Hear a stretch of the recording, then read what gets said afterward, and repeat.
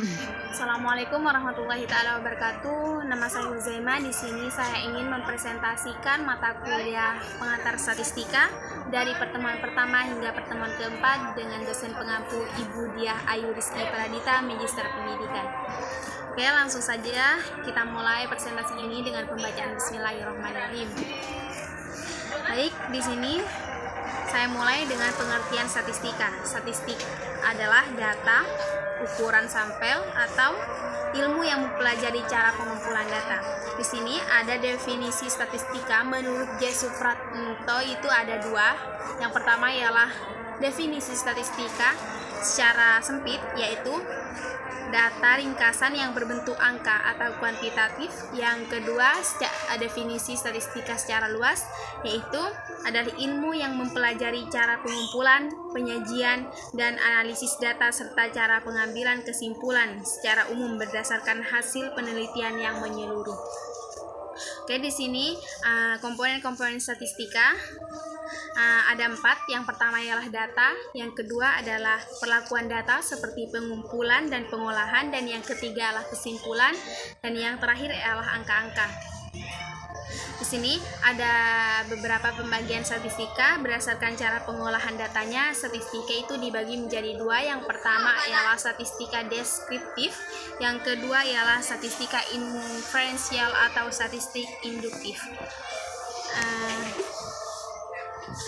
Di sini statistik berdasarkan ruang lingkupnya itu ada 6. Yang pertama ialah statistik sosial, yang kedua ialah statistik pendidikan, yang ketiga ialah statistik ekonomi, yang keempat ialah statistik perusahaan, yang kelima ialah statistik pertanian, dan yang terakhir yang keenam ialah statistik kesehatan.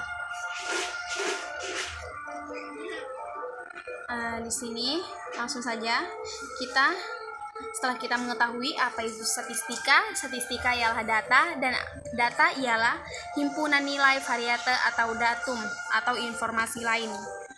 Di sini data itu ada dua jenis data. Yang pertama ialah data kualitatif, yang kedua ialah data kuantitatif. Di sini yang data kuantitatif ini terbagi menjadi dua. Yang pertama data kuantitatif diskrit, yang kedua ialah data kontinu. Nah, setelah itu di sini adapun sumber data statistika itu dibagi menjadi dua pula. Yang pertama ialah data primer, yang kedua ialah data sekunder. Di sini ada beberapa penyajian data dalam bentuk diagram. Diagram lambang, diagram garis, diagram batang, atau diagram lingkaran. Sini juga ada contoh histogram dan poligon frekuensi. Ini adalah contoh histogram dan poligon frekuensi. Seperti ini contohnya, ya. Dan di sini juga ada distribusi frekuensi kumulatif dan ogive. Ini adalah contoh distribusi frekuensi kumulatif. Nah, yang ini adalah contoh yang ogive seperti ini. Ya.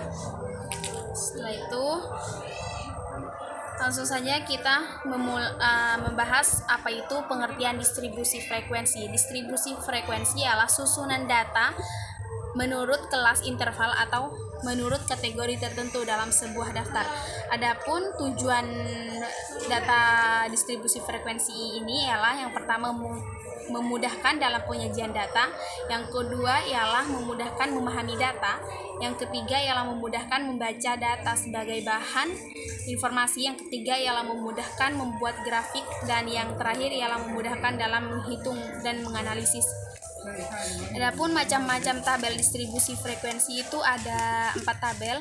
Yang pertama ialah tabel distribusi frekuensi data tunggal, yang kedua ialah tabel distribusi frekuensi data kelompok, dan yang ketiga ialah tabel distribusi frekuensi kumulatif, dan yang keempat ialah tabel distribusi frekuensi relatif.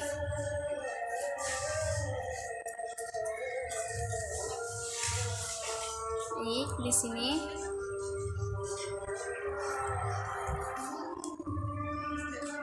saja setelah kita mengetahui apa itu statistika dan distribusi frekuensi frekuensi, kita itu di sini ada ukuran pemusatan data, ada dua ukuran pemusatan data. Yang pertama ukuran pemusatan data tunggal, yang kedua ialah ukuran pemusatan data kelompok. Adapun jenis ukuran pemusatan data tunggal itu ada 3. Yang pertama ialah nilai rata-rata hitung atau mean, yang kedua ialah median, yang ketiga ialah modus.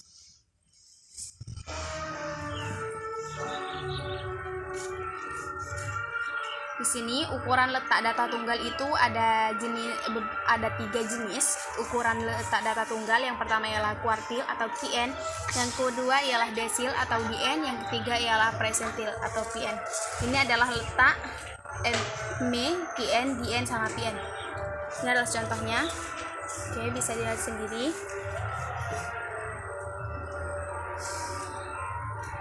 Oke, setelah saya jelaskan dan memberi contoh masing-masing contoh dari presentasi saya.